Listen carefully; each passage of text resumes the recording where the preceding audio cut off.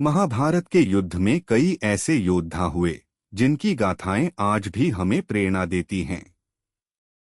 लेकिन क्या आप जानते हैं, पांडवों के पक्ष में एक ऐसा भी योद्धा था जो अपनी राक्षसी शक्तियों और अद्वितीय पराक्रम के लिए जाना जाता था। एक ऐसा वीर जिसका जन्म तो राक्षसी कुल में हुआ, पर जिसने धर्म की रक्षा के लिए अपने प्राणों का बलिदान दे दिया।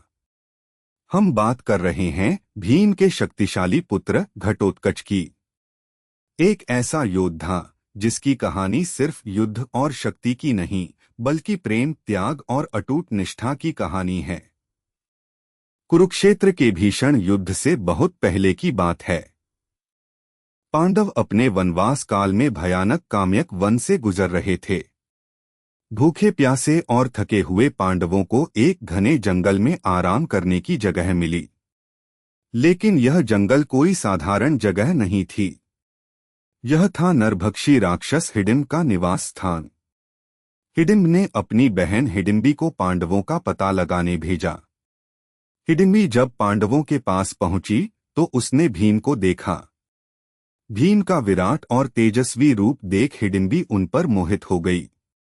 उसने राक्षसी रूप त्याग कर एक सुंदर स्त्री का रूप धारण कर लिया और भीम से विवाह का प्रस्ताव रखा। हिडिंब अपनी बहन के इस प्रेम से क्रोधित हो उठा। उसने भीम पर हमला कर दिया, लेकिन भीम ने उसे पल भर में ही मार गिराया। कुंती और युधिष्ठिर ने हिडिंबी के प्रेम को स्वीकार किया, इस शर्त पर कि भीम दिन के उजाले में हिडिंबी के साथ रहेंगे और रात होते ही वापस आ जाएंगे। इस अलौकिक विवाह से एक पुत्र का जन्म हुआ, जिसके सिर पर बाल नहीं थे, घट जैसा, और जिसका शरीर राक्षसों सा विशाल था। इसीलिए उसका नाम पड़ा घटोत्कच। जन्म लेते ही घटोत्कच अपने पिता भीम की तरह शक्तिशाली, मायावी और अत्यंत पराक्रमी था। घटोत्कच ने बचपन में ही कई मायावी शक्तियां प्राप्त कर ली थीं।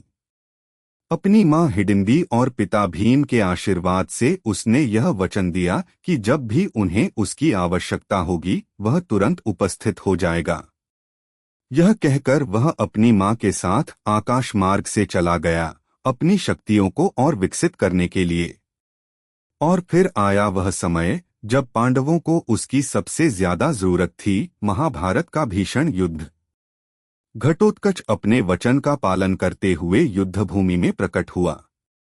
उसका विशालकाय शरीर, उसकी मायावी शक्तियां और उसका भयंकर गर्जन कौरव सेना के लिए एक बुरे सपने जैसा था।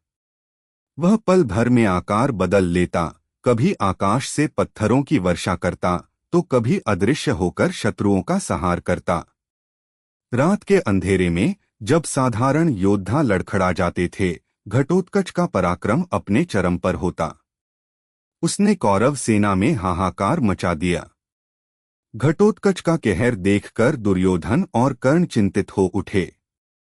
तब दुर्योधन ने कर्ण से अपनी अमोघ शक्ति, इंद्र की दी हुई एकअग्नि शक्ति का प्रयोग करने का आग्रह किया। यह शक्ति कर्ण को इंद्र से मिली थी और वह इसे केवल अर्जुन के लिए बचाकर रखे हुए था। लेकिन घटोत्कच का उत्पात इतना बढ़ गया था कि कर्ण को मजबूरन अपनी अमोघ शक्ति घटोत्कच पर छोड़नी पड़ी। उस अमोघ अस्त्र से लगने के बाद भी घटोत्कच ने अपनी अंतिम सांस लेते हुए अपने विशाल शरीर को इस तरह गिराया कि हजारों कौरव सैनिक उसके नीचे दबकर मर गए। उसका बलिदान व्यर्थ नहीं गया। घटोत्कच का बलिदान पांडवों की विजय के लिए एक महत्वपूर्ण मोड़ साबित हुआ। उसने अर्जुन की जान बचाई, क्योंकि कर्ण के पास अर्जुन को मारने के लिए अब कोई अमोघ अस्त्र नहीं बचा था। भीम का यह अद्भुत पुत्र, जिसका जन्म प्रेम और परिस्थितियों का परिणाम था, उसने अपनी निष्ठा और पराक्रम से इतिहास में अपना नाम स्वर्णाक्षरों में अंकित कर लिया। घटोत्कच एक ऐसा योद्धा जिसने अपने राक्षसी कुल के बावजूद धर्म की रक्षा की और अमर हो गया।